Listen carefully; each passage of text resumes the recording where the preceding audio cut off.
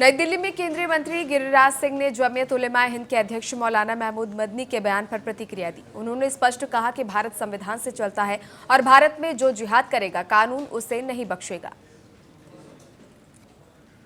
भारत संविधान से चलता है, भारत में जिहाद जो करेगा कानून उसे नहीं बख्शेगा। भारत तो केंद्रीय मंत्री गिरिराज सिंह का ये बयान सामने आया, जहां मौलाना मदनी के जिहाद वाले बयान को लेकर अब लगातार राजनीति जो है वो काफी गरमाई हुई है। और इसी बीच केंद्रीय मंत्री गिरिराज सिंह का बयान सामने आया है। उन्होंने कहा है कि भारत संविधान से चलता है और जो भी जिहाद की बात करेगा उसके खिलाफ कानूनी कार्रवाई की जाएगी, कानून उसे नहीं बख्शेगा।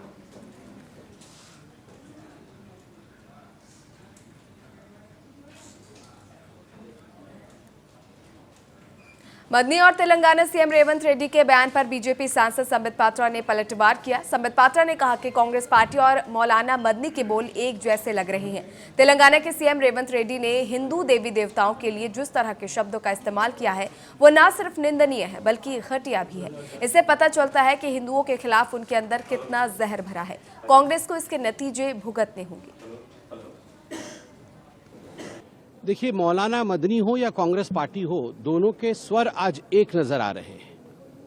मैं तो धिक्कार शब्द से शुरू करूंगा कांग्रेस के लिए कि जिस प्रकार के शब्दों का प्रयोग तेलंगाना के मुख्यमंत्री कांग्रेस के एटीएम रेवंत रेड्डी जी ने कहा है आज हिंदू देवी देवताओं के लिए, ये न केवल आपत्तिजनक है, ये घृणक है।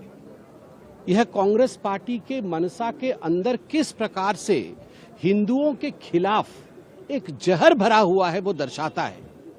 रेवंत रेड्डी कहते हैं अपने एक डिस्ट्रिक्ट कोऑर्डिनेशन कमेटी की मीटिंग में कि यदि भगवानों के बीच ही कंसेंसस नहीं है तो हमारे बीच में कंसेंसस कैसे हो सकता है, हम कैसे कंसेंसस बना सकते हैं। यह हिंदू धर्म क्या है? ये सनातन धर्म में 3 करोड़ देवी देवताएं हैं। बैचलर के लिए हनुमान जी हैं, जो 2 शादी करते हैं उनके लिए कोई और भगवान है, कोई ऐसे भगवान है जो शराब पसंद करते हैं, कोई ऐसे भगवान है जो टॉडी पसंद करते हैं, वेजिटेरियंस दाल रोटी खाने वालों के लिए एक अलग भगवान है।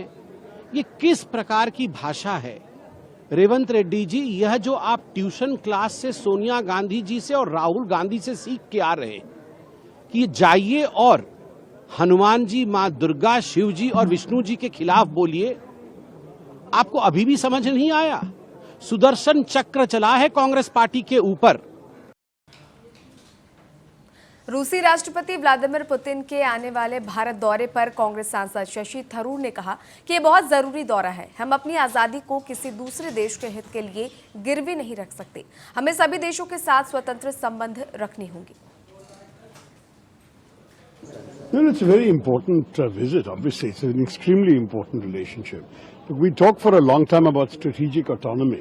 We have to preserve our negotiating space with America, China, Russia. In fact, this is a subject that I'm about to speak on right now at a conference here in town at 12 noon. What I want to say very simply is, for us, we cannot mortgage our autonomy to any other country's interests. We have to have independent relationships with all these countries. And Russia is an old relationship, it's a serious relationship, it's a strong relationship, and one where obviously we have very many fundamental interests at stake.